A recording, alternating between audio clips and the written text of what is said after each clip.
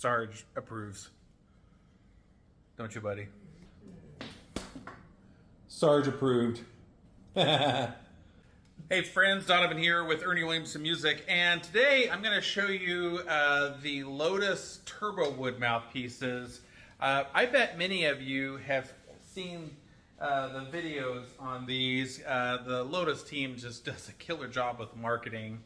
They do a good job with mouthpiece design and manufacturing too, but just the marketing, like they're just exceptional at it. And so a lot of people have seen these. Matter of fact, I saw the marketing for it way before I ever got the mouthpiece. And so I thought that I would kind of show them to you and then also kind of give you my impressions of them as well. Couple of caveats here. One, I don't normally play this diameter of mouthpiece. I didn't have them in my size, so this is just going to be the closest size that I could get. So it's, you know, this may not be like the best demo because this isn't the size I would pick. Does that make sense? But at least it'll give you a sound, and I'll give you my impressions of it. And then I have them in the M cup, which is sort of like a Bach D cup, so it's a little bit shallower than normal. And then their L cup, which is sort of like a Bach C cup. I say sort of because Bach is hugely inconsistent in all their cups and is generally a pretty terrible way to equate something. But it's something that many of us are familiar with, so we'll go from there.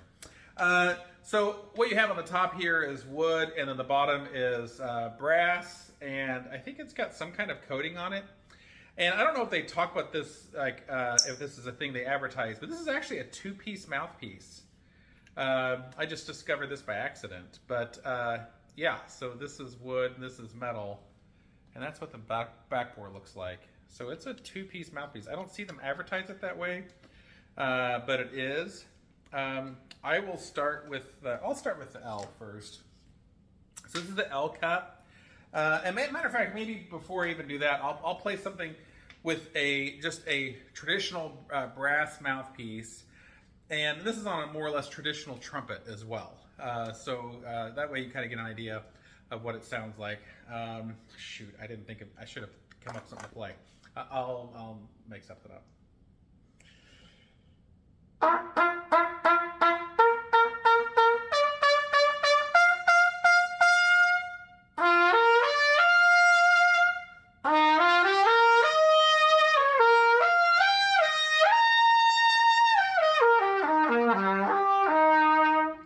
So some articulations there, and then some slurring. Let's do the same thing on the 3L, and this is the 3L in wood, Turbowood.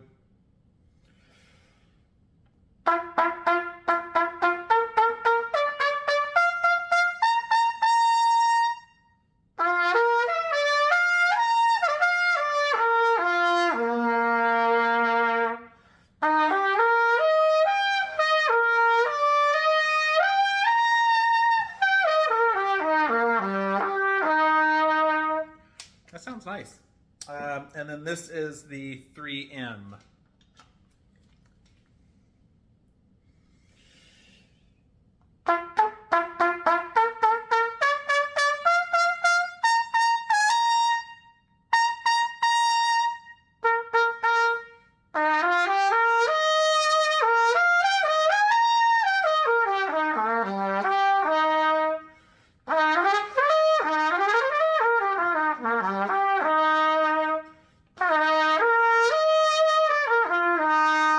Yeah, that's lovely.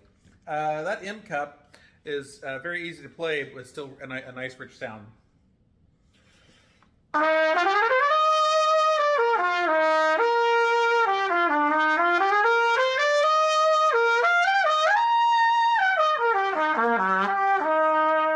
Very nice. Okay. So initial impressions. First of all, I'm kind of curious what you think. So tell me what you hear, and please spare me the comments for the fracked notes and stuff. I know when I'm flat and when I fracked a note. All right. In the room, here's what I'm hearing. The difference between the two. There's a little bit broader sound, but I think that's because the diameter of the mouthpiece is a little bit larger than what I normally play on. But there's also a warmth to it at low volumes. So, and it almost seems like I don't know if this is exactly what happened, but this is how I describe it. It almost seems like the wood is absorbing some of the vibrational energy from my chops, and it's therefore like kind of absorbing and dissipating that, and so there's perhaps less energy going into the horn, which is resulting in kind of like a softer, not like quiet, but like a softer tone, which is actually quite lovely. I just got through playing a musical, and there was a few tunes that the musical called, it was like, basically a few ballads.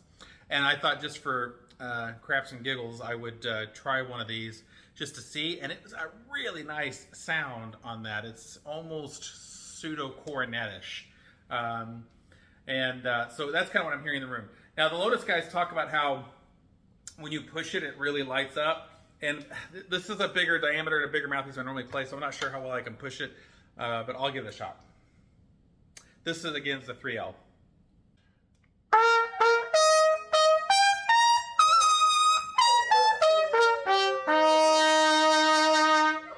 It does brighten up. It doesn't brighten up as much to me as I think a brass mouthpiece might.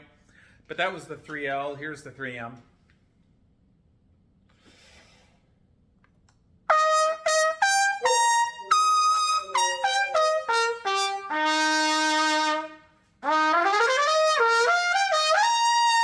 Yeah, definitely the 3M is easier to get that upper register zing and sing to it. It does get a little more brightness and brilliance. Again, if I had to guess, the vibration for higher notes is like a smaller, faster vibration. Maybe that means there's less energy to be wasted here and it's going through. I don't really know. I'm not a physicist, but that's just what it feels like. Something like that's happening. So less of a noticeable, I think basically at higher and louder volumes, I think it sounds and behaves more like brass. But at medium and lower volumes, it has this kind of somewhat fluffy, warm, but clear sound, which could be very lovely if that's a thing that you desire. Very nice.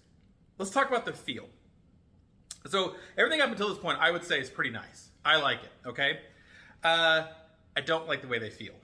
So some people might, the Gen 3 Lotus mouthpieces, which actually I need to do a video on those too. They have kind of a grippier texture to the rim, which to kind of help you to like kind of lock in on your lips so it's not sliding all over your lips. Some people love it or hate those. I actually think it's kind of nice. Like I don't know. I don't know. I'm not sure how I feel about them. I don't play the Lotus mouthpieces normally, but I didn't hate it when I've played them some. This feels sort of like wood on your face, and I'm not worried about getting splinters or anything like that. Like it's not that, but it just feels a little. I don't know. I wish maybe there was a little more polished. There was maybe a harder surface there, possibly, but I just don't dig the way it feels. Now, that being said, if I like the way it sounds enough, I would likely value that higher than the way it feels. Does that make sense? If you dig that sound, I think I would dig it more than how much I don't like the way the rim feels on my face. And when I talk about the rim, I'm not talking about the shape of the rim. I'm just talking about the material that they've made the rim out of. Does that make sense? So if you're that person who likes that broader, sound that's a little, maybe a little diffuse, a little softer, broader sounding, then this is probably a good trade. You might be like, yeah, okay, it doesn't feel as good as another material, but the sound is cool, and I really can't get this sound using anything else. It's almost a cornetti type flugel sound at lower volumes, and then when you punch it, it gets brighter. If that's a thing that's appealing to you, I think you could learn to live with the way it feels. Does that make sense? Okay. Well, we have some of these in stock at Ernie Williamson Music, so if you'd like to get one, let me know. I should mention, too, we're not going to do allow returns on these mouthpieces. Normal Lotus stuff we do, we just charge a restocking fee. But because these are wood, I just think it might be kind of gross to let people return them. So we're not going to do that. So if you need to know your size and the cup you want because you're committing to buying it at that point. But it's always easy to resell. You see people use Lotus and other brand mouthpieces all the time. So if you end up not liking it, then you're welcome to get something different. So I think if you're probably not getting this as your first Lotus mouthpiece, right? So if you're getting this mouthpiece, you probably already have a Lotus and now you want it in this for a different tonal color. This is probably not going to be your full-time, all-the-time mouthpiece. That'd be my recommendation. So this would be a great alternative to your other Lotus mouthpieces, but I probably wouldn't make this my full-time. Unless you were, have that kind of Rick Braun style gig where you're playing like smooth jazz and you sort of need that like buttery, quiet, your Chris Bodie, Rick Braun type thing. Then maybe this would be your only mouthpiece. But anyway, Ernie Williamson Music, or excuse me, ErnieWilliamson.com if you want to get one. As always, friends, appreciate you guys watching. Hope you all are doing well. Bye-bye.